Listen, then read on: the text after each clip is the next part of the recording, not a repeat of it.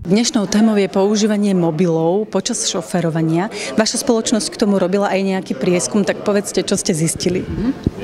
Tak zistili sme jednu aj veľmi pozitívnu správu a to je to, že drvivá väčšina vodičov, až 99%, súhlasí s tým, že mobil je problém, že mobil zvyšuje riziko nehody výrazne. Trošku menej potešujúca správa už je, že z rovnakej skupiny okolo 20% ľudí priznalo, že oni ten mobil do ruky vezmú a práve títo ľudia považujú, že je to síce problém, ale nie ich, ale všetkých ostatných. Čo nám hrozí, ak používame teda mobil za volantom? Tak hrozí nám v podstate to, že nestihneme zareagovať a budeme súčasťou nejakej dopravnej nehody. Z hľadiska najčastejších možno úrazov alebo vlastne tých dopadov na vodiča a aj posádku v aute, ale najmä na vodiča, je to, že keď niekto drží ten mobil v jednej ruke, tak ho vlastne nemá, tú ruku nemá na volante. Volant častokrát držia vodiči jednou rukou buď celkom hore na čísle 12 alebo celkom dole.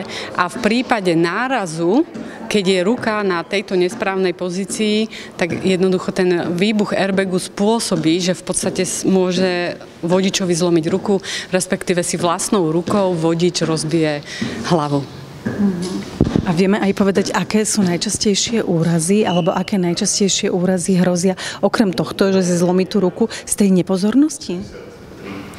Tak samozrejme, že veľmi to záleží od typu cesty, na ktorej sa tá nehoda stáva, ale najčastejšie úrazy spredu znamenajú naozaj zlomené skôr ruky, prípadne narazená hruď, zlomené rebra, zlomený nos. Ten airbag, ktorý by vodičovi mal vlastne pomôcť predísť nejakým zraneniam, tak pri nesprávnom posede, pri nesprávnej manipulácii s tým volantom, tak práve ten airbag robí veľa zdravotných problémov a práve sa nachádzajú, alebo existujú vodiči, ktorí sú schopní si myslieť, že radšej si nedajú pás, aby im nevybuchol airbag, pretože oni videli, že airbag naozaj vie poškodiť toho vodiča. Stačí si správne nastaviť sedadlo, správne držať ten volant, mať ho v správnej vzdialenosti a ten airbag naozaj zachráni a neublíži. A je aj toto problém ešte dnešnej doby, nezapínanie bezpečnostných pásov? Bohužiaľ áno, je to neuveriteľné, ale ľudia naozaj si tie pásy zapínajú veľmi málo. Moderné auta našťastie už dosť upozorňujú posádku, keď ten pás nie je zapnutý, ale na zadných sedadlách, kde tieto senzory ešte nie sú, tak veľmi často vidíme a počúvame od našich vodičov, že tie pásy jednoducho nepovažujú za také dôležité. Vrátim sa k tomu prieskumu. Aj ste zistili, že čo vlastne tí šoféri robia na tom mobile počas šoférovania? Že prečo majú to nutkanie ťukať? Tak najčastejšie používajú mobil v súvislosti s aplikáciami, ktoré sú určené do auta, takže je to taká trošičku dvojsečná zbraň. Najčastejšia aplikácia, s ktorou sa hrajú v aute, je navigácia, ktorú si nastavujú počas šoférovania.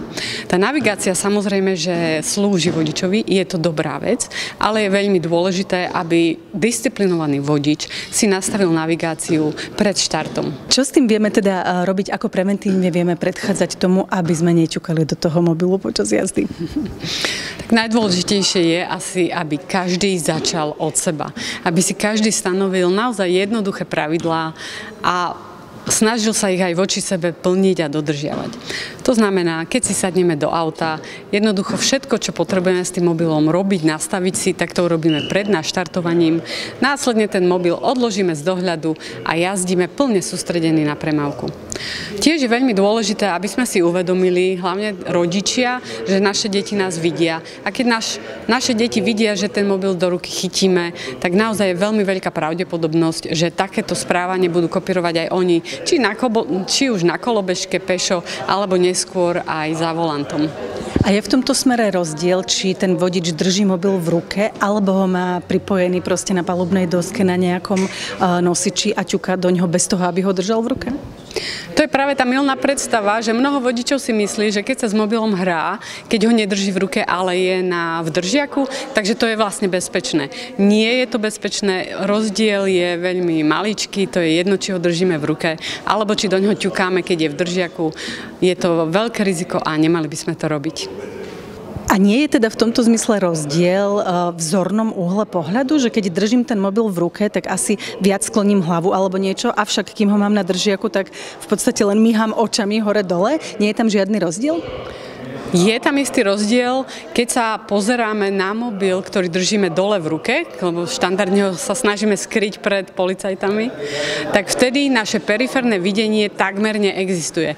My nevidíme vôbec priestor okolo nás, nevidíme nejaké problémy, ktoré sa môžu k nám už približovať zo strán a tým pádom si veľmi znižujeme aj šancu včasnej reakcie, napríklad cyklista z cyklotrasy alebo auto z bočnej cesty, deti, lopta z ihriska. Toto vôbec nevidíme, nepredpokladáme, že sa niečo môže stať a nemusíme stihnúť zareagovať.